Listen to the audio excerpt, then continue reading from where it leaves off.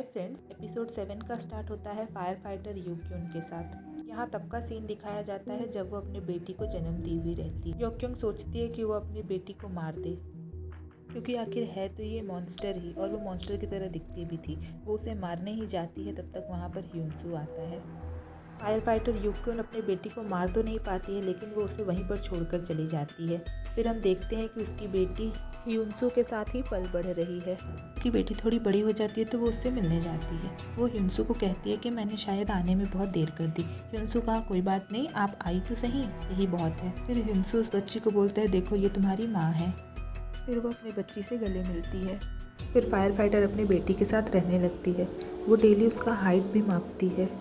फिर सीन उस दिन का आता है जिस दिन अटैकर अटैक करने आए थे। फिर दिखाया जाता है कि वो छोटी बच्ची कैसे मॉन्स्टर बनती है। जब उसकी माँ को ये बात पता चलता है तो वो उसे मारने का सोचती है कि आखिर ये भी तो एक मॉन्स्टर ही है। वो जैसे ही मारने जाती है, उसकी बेटी खुद को बचाने के लिए पेंसिल लेके उसके आँख पर अटैक कर देती है। तब हमें यहाँ पता चलता है कि उसके आँख पे पट्टी क्यों बंधा हुआ था। फायर फाइटर कहती है मैं ये निशान दे रही थी ताकि मैं तुम्हें पहचान पाऊँ हर जगह, और अपनी बेटी को हाथ में पहनने के लिए ग्लव्स देती है और सोचती है कि मैं इसे दुनिया से बचा रही हूँ या दुनिया को इससे बचा रही हूँ। आप लोग को तो समझ आ ही गया होगा कि वो ग्लव्स क्यों देती है, क्योंकि इसके छूने से इंसान मॉन्स्टर बन जाता है। फिर इस एपिसोड का इंट्रो स्टार्ट होता है। फिर वही सीन दिखाया जाता है जहाँ पर एपिसोड 6 एंड हुआ था। फायर फाइटर की बेटी युन्हो को खाई में ढकेल देती है और उसे ह्यूनसू बचा लेता है। जी हाँ, वो ह्यूनसू ही था जो उसे बचाता है। फिर युन्हो ह्यूनसू को देख के बोलती है कि तुम अभी तक जिंदा हो। ह्यूनसू कहता है हाँ, और फिर वो वहाँ से जाने लगता है। युन्हो बोलती है तुम जा रहे हो। ह्यूनसू बहुत ही रूडली बोलता है तो क्या मैं तुमसे गले मिलूं? युन्हो बोलती है क्या तुमने मुझे पहचाना नहीं? हम लोग इतने दिन बाद मिल रहे हैं। युन्हो कहती है वो तुम ही थे ना जो मुझे वहाँ पर बचाए थे। वो बोलता था वो बस एक इत्तेफाक था, हम लोग टकरा गए थे। ह्यूनसू बोलता है मुझे देखकर अच्छा लगा कि तुम जिंदा हो और यहीं रहो, खुश रहो। और वो जाने लगता है। युन्हो भी उसके पीछे पीछे जाने लगती है। ह्यूनसू अपना एक विंग झटकता है जैसे कि वो युन्हो को मार रहा हो। ह्यूनसू ऐसे करके युन्हो को अपने पीछे आने से रोक रहा था। ह्यूनसू फिर से अपना विंग हवा में ऐसे झटकता है कि युन्हो फिर गिर जाती है। फिर उठती है, फिर उसके पीछे जाती है। तब तक वो खास उड़ा हुआ वाला आदमी आता है और युन्हो को रोकता है, बोलता है तुम पागल हो क्या? ह्यूनसू को बोलता है आखिर कितना भी नहीं तो वो है तो मॉन्स्टर ही। ह्यूनसू ये सुनता है और वहाँ से चला जाता है। फिर वो आदमी ह्यूनसू को बोलता है कि तुम पागल हो क्या? तुम हमेशा मॉन्स्टर के पीछे ही क्यों भागती हो? भगवान का शुक्र करो कि तुम अभी तक जिंदा हो।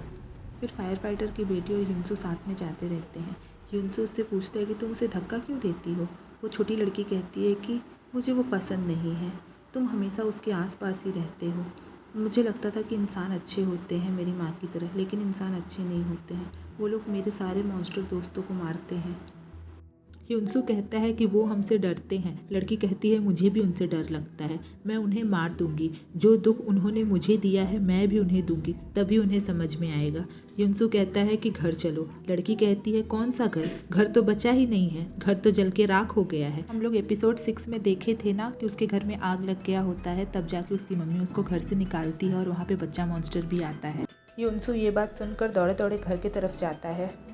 फायर फाइटर आग तो बुझाने का कोशिश करती है, लेकिन चारों तरफ आग लगा हुआ होता है और वो वहाँ बेहोश हो जाती है। वहाँ बच्चा मॉन्स्टर आता है और उसको बेहोश देखकर वहाँ रोने लगता है और वो इधर उधर जाकर आग भी बुझाने लगता है।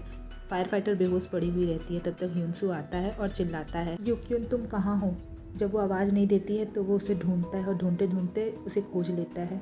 आता है तो देखता है वो पड़ी हुई रहती है। वहाँ पर बच्चा मॉन्स्टर भी उसे दिखता है। वो उसे उठाकर लेकर जाता है कहीं दूर जहाँ आग नहीं लगी हुई होती है। फिर दिखाया जाता है कि फायर फाइटर को होश आता है। ह्यूनसू पूछता है तुम ठीक हो ना? फायर फाइटर कहती है मैंने सब बर्बाद कर दिया, मैं बस चाहती थी कि मेरी बच्ची सेफ रहे। ह्यूनसू कहता है इसमें तुम्हारी कोई गलती नहीं है। फायर फाइटर कहती थी कि मैं हमेशा यही सोचती रहती थी कि मैं उसे मार दूं, शायद उसने ये महसूस कर लिया। ह्यूनसू कहता है नहीं, तुमने उसे बहुत प्यार से पाला है। फायर फाइटर कहती है अब मेरा मर जाना ही ठीक है, अब मुझे उसे नहीं मारना होगा। ह्यूनसू कहता है तुम तो उसकी माँ हो ना, तुम ऐसा क्यों चाहती हो? फायर फाइटर कहती है आखिर मेरी बच्ची ऐसे क्यों पैदा हुई? मेरी बुरी ख्वाहिशों की वजह से ही मेरी बच्ची मॉन्स्टर बनी। ह्यूनसू कहता है मॉन्स्टर बनना बुरा है क्या? वहाँ बच्चा मॉन्स्टर भी होता है। ह्यूनसू कहता है देखो ये आपका जान बचाया, क्योंकि ये आपको अपना मानता है। मॉन्स्टर भी प्यार करते हैं क्योंकि ये भी तो पहले इंसान हुआ करते थे। फिर फायर फाइटर कुछ कहती नहीं है, लेकिन दिखाया जाता है वो काफ़ी जल गई होती है और दर्द से कह रही होती है। फिर सीन शिफ्ट होता है और दिखाया जाता है यूनू और घास ओढ़ा हुआ वाला आदमी अपने घर पहुंचता है। वहां जाकर देखता है वहां आदमी बेहोश पड़ा हुआ रहता है और वो लड़की तेज तेज हंस रही होती है। यूनू पूछती है इसको क्या हुआ है। फिर आदमी पूछता है उस लड़की से उसे कितना जहर दी थी। आदमी उस कटोरी की तरफ इशारा करती है। आदमी बोलता है इतना देने का क्या ज़रूरत था।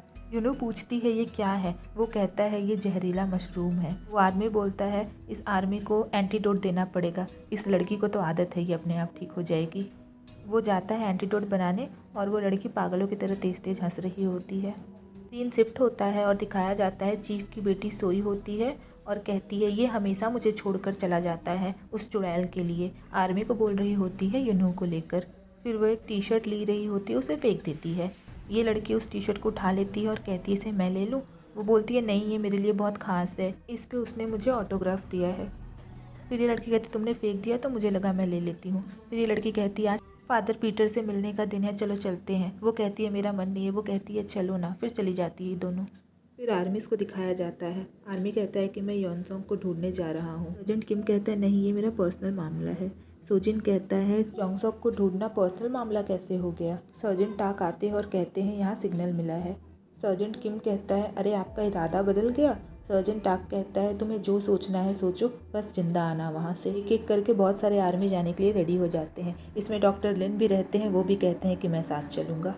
और ये लोग योंगसोक को ढूंढने के लिए निकल जाते हैं वहाँ से। सीन दिखाया जाता है चीफ अपने बेटी से पूछती है तुम गई नहीं। वो बोलती है मेरा बिल्कुल भी मन नहीं है। वो पूछती है कि राउंड 2 हो जाए। जाती है और पीने के लिए एक बॉटल उठा लेती है। फादर पीटर कहते तुम तो खुलेआम चोरी कर रही हो। चीफ की बेटी कहती है मुझे पहले पी लेने दो।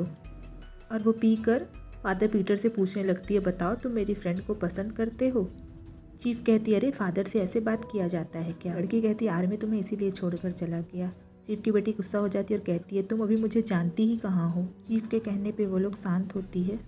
फादर पीटर रेडियो में एक सॉन्ग बजाते हैं। फिर ये आदमी आता है और ये भी पीने लगता है। फादर कहते हैं कि इसके बदले में तुम्हें कुछ देना पड़ेगा। ये आदमी कहता है इतना लालच मत रखो, नहीं तो मॉन्स्टर बन जाओगे। फिर ये लोग बोलते हैं कि मॉन्स्टर बनना बुरा भी तो नहीं है, किसी चीज़ का डरना नहीं पड़ेगा, हम लोग मरेंगे भी नहीं और कोई बीमारी भी नहीं होगा। का बात ख़त्म होता है तो चीफ और चीफ की बेटी डांस करती है, बहुत ही अच्छा डांस करती है। फादर भी सोचता है अरे ये लोग तो मेरा धंधा बंद करवा देगी। शिफ्ट होता है और दिखाया जाता है आर्मी योंगसोक को ढूंढने जा रहे हैं। डॉक्टर लिन बड़े मज़े से हवा ले रहे होते हैं। आर्मी कहता है अरे आप तो बड़े मज़े से हवा ले रहे हैं। डॉक्टर लिन कहता है तुम लोग तो बाहर निकलते भी रहते हो, मेरे से पूछो, मैं साल भर बाद निकला हूँ बाहर। फिर डॉक्टर लिन चिल्लाने लगता है और कहता है गाड़ी रोको, मेरा पेट गड़बड़ है, मुझे जाना पड़ेगा। आर्मी इस गाड़ी रोकते हैं और डॉक्टर लिन उतर कर जाने लगता है। डॉक्टर लिन साथ में एक सूटकेस लिया हुआ रहता है, वो उसे साथ लेकर जाने लगता है। आर्मी मना करता है बट वो उसे साथ लेकर जाता है, बोलता है इसमें सीक्रेट है, इसे मुझे ले जाना पड़ेगा। एजेंट कहता है एक आर्मी को डॉक्टर लिन के साथ जाने के लिए। डॉक्टर जाता है और अपना पेट साफ करने के लिए बैठ जाता है। फिर वहाँ कुछ हलचल सुनाई देता है। आर्मी बताता है और कहता है मैं तैयार हूँ, आप लोग कवर देने के लिए तैयार रहें।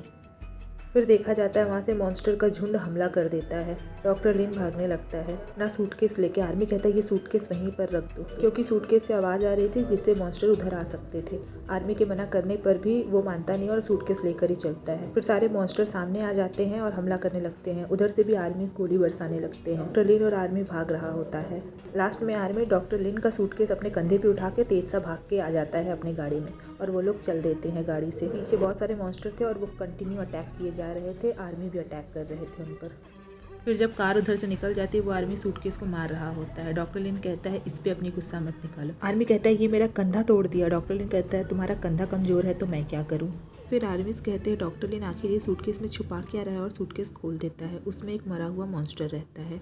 डॉक्टर लिन कहता है डरो मत, ये मरा हुआ। फिर डॉक्टर लिन कहते हैं तुम लोगों ने आज एक चीज़ नोटिस किया, वो एक दूसरे को पहचानते नहीं हैं बट आज टीम बनाकर हमला कर रहे थे हमारे ऊपर। शायद वो इसी चीज़ को बचाना चाह रहे हैं हमसे। फिर हम देखते हैं डॉक्टर लिन सोचता है जब वो पेट साफ करने के लिए बैठा होता है तब उसे बहुत ही अजीब सा कुछ दिखाई देता है। वो उसे लेकर थोड़ा सा अपने सूटकेस में रख लेता है। इसका मतलब इसके पहले वो सूटकेस खाली ही था।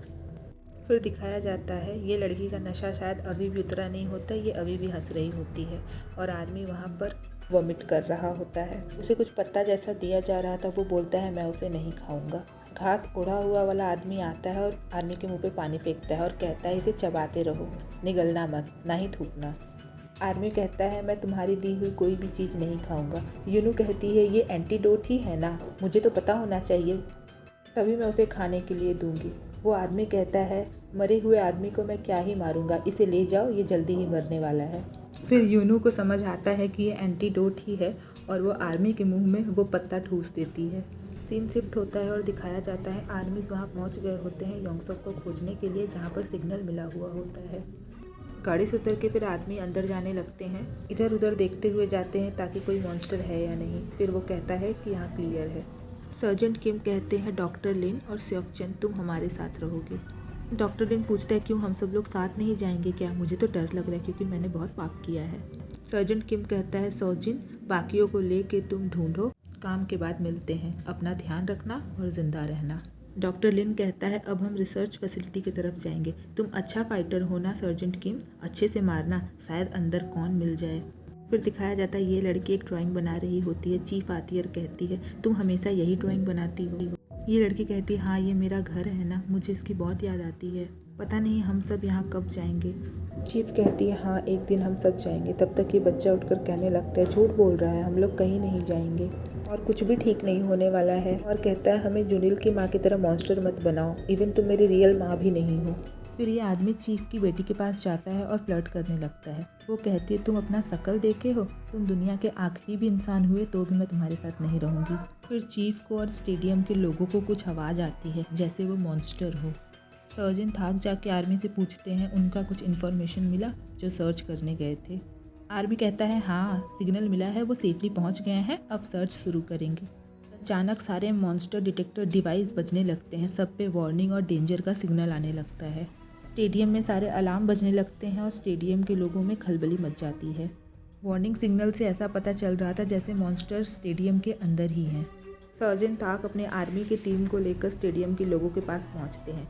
आर्मीज जाकर बंदूक तान देते हैं। स्टेडियम के लोगों में खलबली मच जाती है। तब तक सर्जन टाक एक हवा में फायर करते हैं।